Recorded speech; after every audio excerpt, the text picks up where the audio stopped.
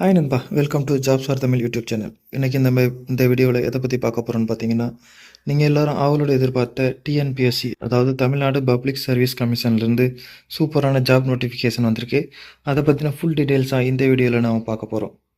நம்ம சேனலுக்கு நீங்கள் இப்போ தான் ஃபஸ்ட் டைம் விசிட் பண்ணுறீங்கன்னா, இந்த வீடியோவுக்கு கீழே இருக்க ரெட் கலர் சப்ஸ்கிரைப் பட்டனை கிளிக் பண்ணி சப்ஸ்கிரைப் பண்ணிக்கோங்க. கூடவே வர்ற பெல் சிம்பிளை ஆல் நோட்டிஃபிகேஷனை எனேபிள் பண்ணிக்கோங்க. அப்போ தான் நான் போகிற வீடியோஸ் உடனுக்குடன் உங்களுக்கு நோட்டிஃபிகேஷன் வரும். வாங்க வீடியோக்குள்ளே போகலாம். இதுதான் நண்பா டிஎன்பிஎஸ்சி வெளியிட்டிருக்கிற ஜாப் நோட்டிஃபிகேஷன். இது இன்றைக்கி தான் ரிலீஸ் ஆகிருக்கு. அதாவது May 15 இன்றைக்கி தான் இந்த ஜாப் நோட்டிஃபிகேஷன் ரிலீஸ் ஆகிருக்கு. அதாவது combined technical service examination interview post அப்படின்னு ரிலீஸ் பண்ணியிருக்காங்க. இந்த எல்லா ஜாப்புமே வந்து இன்டர்வியூ இருக்குது, இன்டர்வியூ மூலமாக தான் செலக்ட் பண்ணுவோம் அப்படின்னு சொல்லியிருக்காங்க.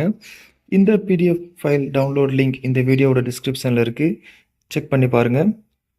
இந்த ஜாப் நோட்டிஃபிகேஷன் அதாவது முன்னாடியே சொன்னது மாதிரி May 15 இன்றைக்கி தான் ரிலீஸ் ஆகிருக்கு. லாஸ்ட் டேட் ஃபார் சப்மிஷன் பார்த்திங்கன்னா நீங்கள் வந்து June 14 வரைக்கும் நீங்கள் அப்ளை பண்ணிக்கலாம். அடுத்து வந்து அப்ளிகேஷன் கரெக்ஷன் விண்டோ பீரியட், அதாவது June 19 June 21 வரைக்கும் நீங்கள் சப்மிட் பண்ண அப்ளிகேஷனில் எதுவும் கரெக்ஷன் பண்ணுறதுனா பண்ணிக்கலாம் அப்படின்னு சொல்லியிருக்காங்க. இந்த எக்ஸாமினேஷன் பார்த்திங்கன்னா பேப்பர் 1 பேப்பர் 2ன்னு 2 பேப்பர் நீங்கள் அட்டன் பண்ணுறது மாதிரி இருக்கும். அதுக்கான எஸ்டிமேட்டட் எக்ஸாம் டேட்டும் இங்கே கிளியராக மென்ஷன் பண்ணியிருக்காங்க. அதாவது பேப்பர் 1க்கு July 28 பேப்பர் 2க்கு August 12 August 16 வரைக்கும் இருக்கும் அப்படின்னு சொல்லியிருக்காங்க. அதுக்கு என்னென்ன பேப்பர் 1க்கு என்ன சப்ஜெக்ட், பேப்பர் 2க்கு என்ன சப்ஜெக்ட் அப்படிங்கிறதையும் அவங்க கிளியராக மென்ஷன் பண்ணியிருக்காங்க. அடுத்து எப்படி அப்ளை பண்ணணும்னு பார்த்தீங்கன்னா, இந்த www.tnpscexams.in அதில் வந்து நீங்கள் வந்து ஒன் டைம் ரிஜிஸ்ட்ரேஷன் பண்ணிவிட்டு அடுத்து ஆன்லைன் அப்ளிகேஷன் சப்மிட் பண்ணுறது மாதிரி இருக்கும். அடுத்து முன்னாடியே சொன்னது மாதிரி இந்த அப்ளிகேஷன் கரெக்ஷன் விண்டோ பீரியட் வந்து June 19 June 21 3 டேஸ் உங்களுக்கு கொடுத்துருக்காங்க. இந்த 3 டேஸில் நீங்கள் வந்து உங்களோட அப்ளிகேஷன் வந்து ஏதாச்சும் மிஸ்டேக் பண்ணியிருந்தீங்கன்னா கரெக்ஷன் பண்ணிக்கலாம். அதே போல் இந்த பேப்பர் 1 பேப்பர் 2க்கு என்ன சப்ஜெக்ட் நீங்கள் செலக்ட் பண்ணுறதும் நீங்கள் வந்து அந்த ஆன்லைன் அப்ளிகேஷன் சப்மிட் பண்ணும்போதே நீங்கள் அந்த சப்ஜெக்டையும் சூஸ் பண்ணலாம் அப்படின்னு சொல்லியிருக்காங்க. அடுத்து என்ன ஜாப் வேக்கன்சி இருக்குது அப்படிங்கிறத பார்க்கலாம். ஃபஸ்ட்டு வந்து college director of physical education and sports in government law colleges அப்படின்னு கேட்டிருக்காங்க. இந்த இதுக்கு பார்த்திங்கன்னா 12 வேக்கன்சி இருக்குது அப்படின்னு சொல்லியிருக்காங்க. இதில் வந்து ஜிடிக்கு ஜென்ரலுக்கு 2ம் ஒவ்வொரு டிபார்ட்மெண்ட் வைஸ் வந்து எத்தனை வேக்கன்சி இருக்குது அப்படின்னு சொல்லியிருக்காங்க. இது அந்த பிடிஎஃப் ஃபைலில் நீங்கள் படித்து பாருங்கள். அடுத்து வந்து மேனேஜர் கிரேட் 3க்கும் 2 வேக்கன்சி இருக்குதுன்னு சொல்லியிருக்காங்க. சீனியர் ஆஃபீஸருக்கு 9 வேக்கன்சி இருக்குதுன்னு சொல்லியிருக்காங்க.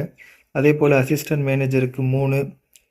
அதுபோல் அசிஸ்டன்ட் மேனேஜர் பார்த்திங்கன்னா ஒவ்வொரு டிஸ்ட்ரிக்ட் வைஸ் கொடுத்துருக்காங்க. டிஎன்எஸ்டிசி கும்பகோணத்தில், கோயம்புத்தூரில், திருநெல்வேலி, விழுப்புரம், சேலம், மதுரை, சென்னைன்னு ஒவ்வொரு டிவிஷன் வைஸ் வந்து எத்தனை வேக்கன்சி இருக்குங்கிறதையும் சொல்லியிருக்காங்க.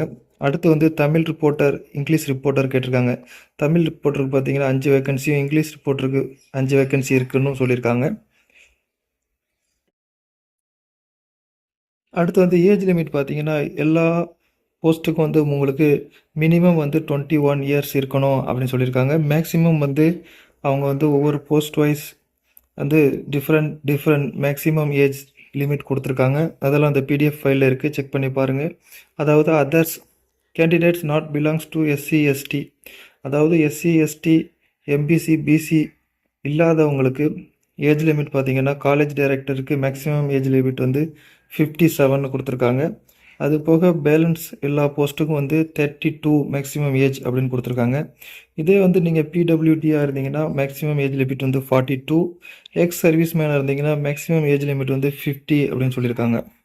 இதே விடோவாக இருந்தீங்கன்னா சில போஸ்ட்டுக்கு வந்து ஏஜ் லிமிட்டே இல்லை அப்படிங்கிறது மாதிரி மென்ஷன் பண்ணியிருக்காங்க. அடுத்து பிசி எஸ்சி எஸ்டிக்கு பார்த்தீங்கன்னா காலேஜ் டைரக்டருக்கு 57, புர்சாருக்கு வந்து 59. அடுத்து சில போஸ்ட்டுக்கு வந்து மேக்ஸிமம் ஏஜ் லிமிட்டே கிடையாது அப்படிங்கிறது மாதிரியும் சொல்லியிருக்காங்க. அடுத்து வந்து இதுக்கு வந்து ஏஜ் லிமிட் வந்து எந்த டேட்டை வச்சு கலெக்ட் பண்ணுறாங்கன்னு பார்த்தீங்கன்னா July 1 வச்சு தான் அவங்க வந்து கனெக்ட் பண்ணுறாங்க. அதாவது அப்பாயின்மெண்ட் ஆஃப் போஸ்ட் அந்த டேட்டை வச்சு தான் நீங்கள் வந்து உங்களோட ஏஜ் லிமிட்டை வந்து கனெக்ட் பண்ணுவோம் அப்படின்னு சொல்லியிருக்காங்க. அடுத்து சப்போர்ட்டிங் டாக்குமெண்ட்ஸ் பார்த்தீங்கன்னா உங்களோட 10th 12th மார்க் ஷீட் வந்து நீங்கள் ஆன்லைன் அப்ளிகேஷன் சப்மிட் பண்ணும்போது சப்மிட் பண்ணணும், டேட் ஆஃப் பர்த்துக்காக அப்படிங்கிறது மாதிரி சொல்லியிருக்காங்க.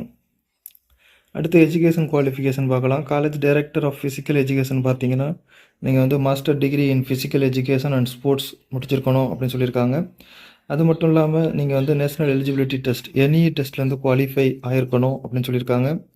அதே போல் நீங்கள் வந்து ஃபிசிக்கல் எஜுகேஷனில் PhD முடிச்சிருக்கணும் அப்படின்னும் சொல்லியிருக்காங்க. அடுத்து எல்லா போஸ்ட்டுக்கும் ஒவ்வொரு போஸ்ட்டுக்கும் உங்களுக்கு என்ன டிகிரி இன் லா படிச்சிருந்தா மேனேஜர் கிரேடுக்கு அப்ளை பண்ணலாம். அதுபோல் ஒவ்வொரு போஸ்ட்டுக்கும் எஜுகேஷன் குவாலிஃபிகேஷன் இந்த PDF ஃபைலில் கொடுத்துருக்காங்க. அடுத்து தமிழ் ரிப்போர்ட்டருக்கு பார்த்தீங்கன்னா நீங்கள் டிகிரி முடிச்சிருக்கணும். அது மட்டும் இல்லாமல் தமிழ்நாடு அரசு அதாவது government technical examination in short handle வந்து நீங்கள் தமிழில் வந்து 120 வேர்ட்ஸ் பர் மினிட் ஹை ஸ்பீடில் டெஸ்ட்டில் வந்து பாஸ் பண்ணியிருக்கணும் அப்படின்னு சொல்லியிருக்காங்க. சீனியர் கிரேடில் பாஸ் பண்ணியிருக்கணும் அப்படின்னு சொல்லியிருக்காங்க. அதே போல் தான் இங்கிலீஷ்க்கும்.